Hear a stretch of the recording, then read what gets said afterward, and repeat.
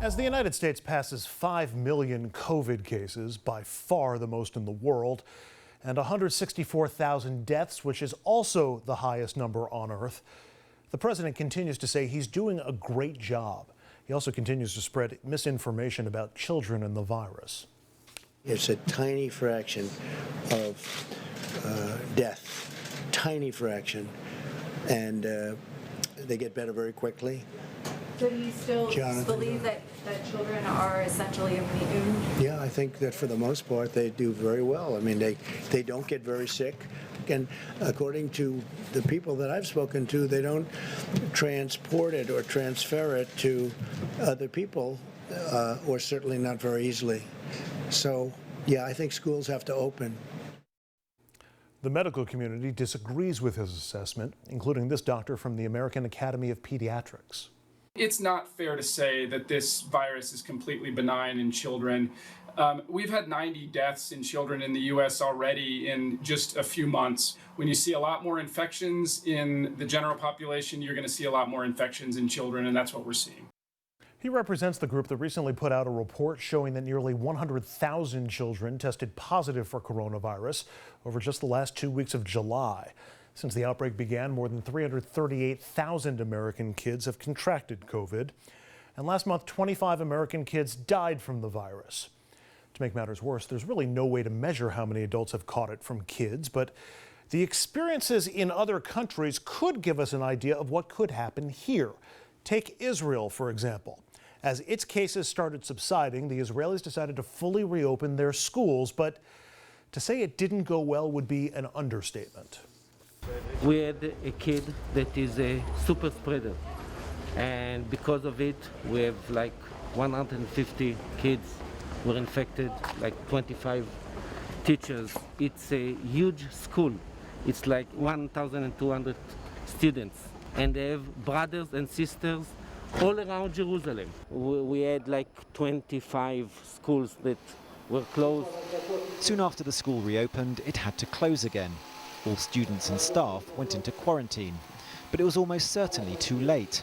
About half of all Israeli coronavirus cases in June, as Israel's second wave began, could be traced to school outbreaks. And that despite the fact that Israel had a mask mandate for students in 4th grade and higher. Same can't be said here in the United States. It's up to individual states and school districts, and many of them do not require face coverings. That, of course, includes this high school in Georgia that does not mandate masks.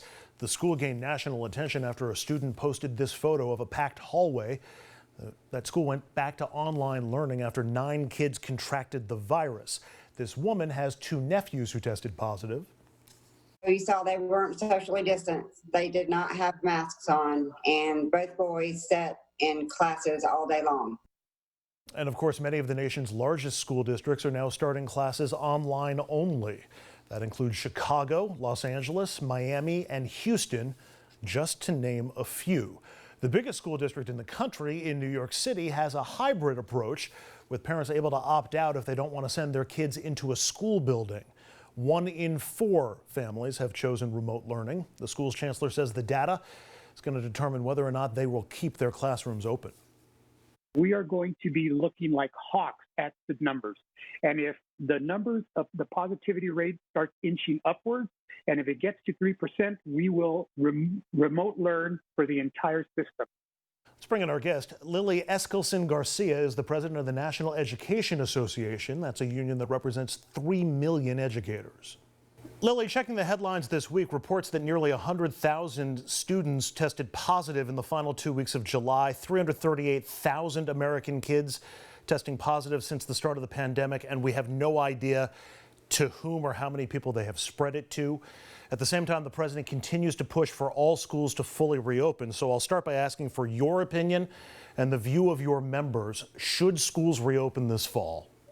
What we should do is stop taking medical advice from Donald Trump. We should be listening to the infectious disease experts, and they are very clear. Number 1, number 2, and number 3, you have to look at the infection rate in every community.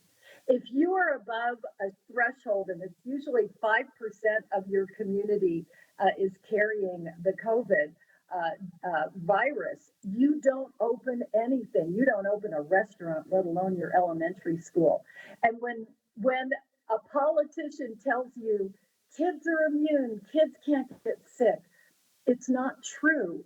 Doctors, medical professionals will tell you this can be very serious for children, especially children who might have something like asthma. They can get very ill. We have had children die.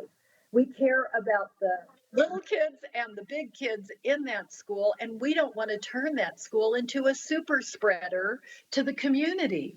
Some interesting new numbers from an NBC poll this morning. 41% of parents say that their kids are going to go to school online only this fall, whether that's the district's decision or their own decision.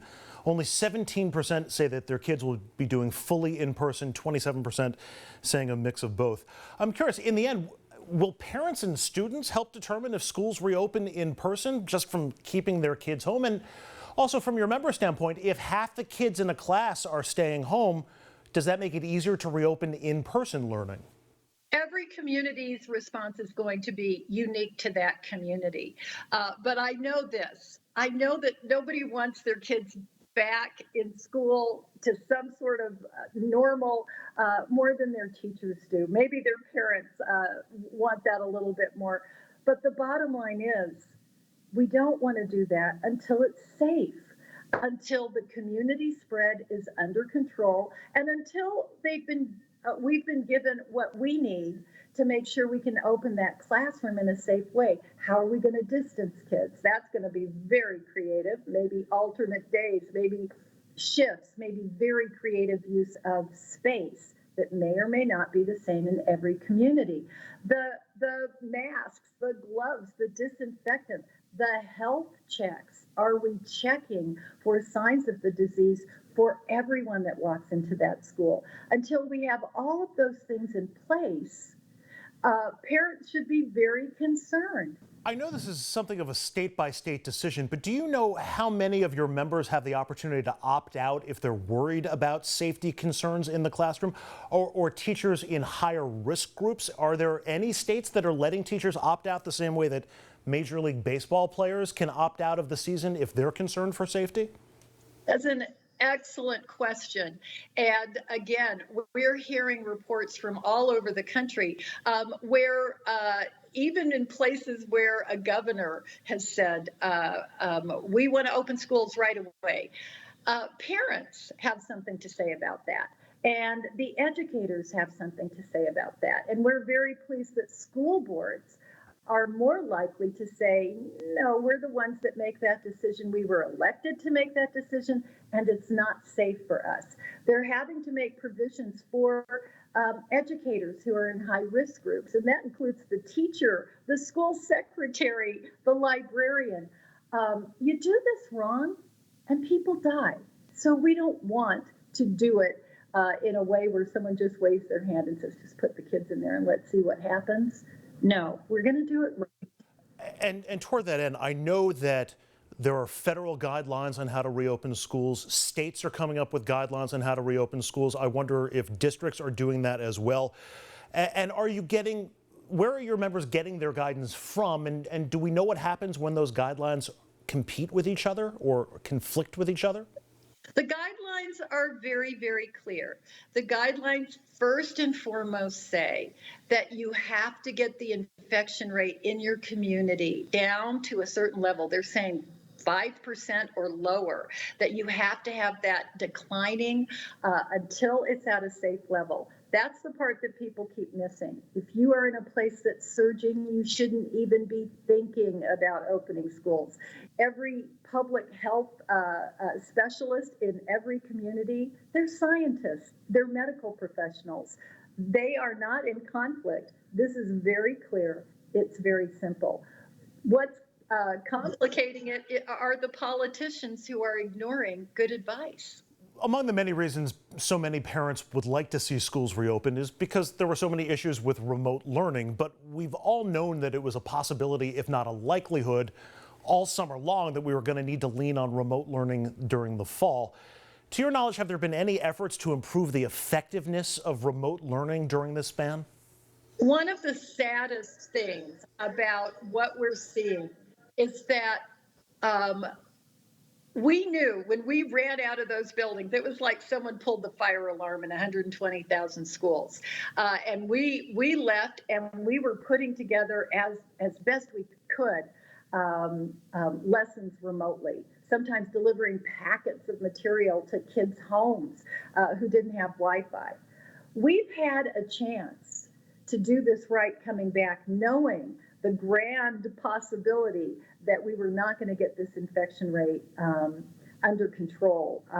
And what we saw were governors and the president and Betsy DeVos saying, don't worry about distance learning because we want all the kids back, just like they were. We have learned some things about distance learning. And for some of our teachers, they haven't been allowed to implement those things that they've been learning. I really want to tell people we do know what we need. We do know how to help our kids. We're in a pandemic. This is not optimal. This is not what anyone would choose. But we want to give our kids everything we can. And we would really ask that politicians help us do that and not be obstacles to doing that.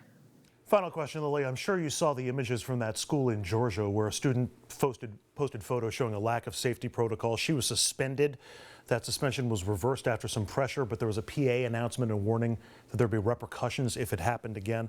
I'm curious your response to that. If a student or a teacher does that going forward, should they be considered a whistleblower and protected? Should they be encouraged to do that?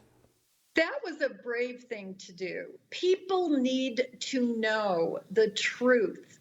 You don't punish someone for telling the truth. Why would you want to hide the fact that it's an overcrowded situation? Kids are not wearing the face masks that they need to wear. And why in the world wouldn't you want to call attention to a policy where that school becomes a super spreader? Do this wrong and people get sick, and that means that people will die. Do it right or don't do it at all, and don't punish students or educators or parents for telling the truth to the community. Lily Eskelsen Garcia is the president of the National Education Association. Really appreciate the insight, Lily. Thanks very much. And up next, an emergency room doctor joins us to discuss whether or not it's safe to send kids back to school, plus the Russian claim that they have a COVID vaccine and more.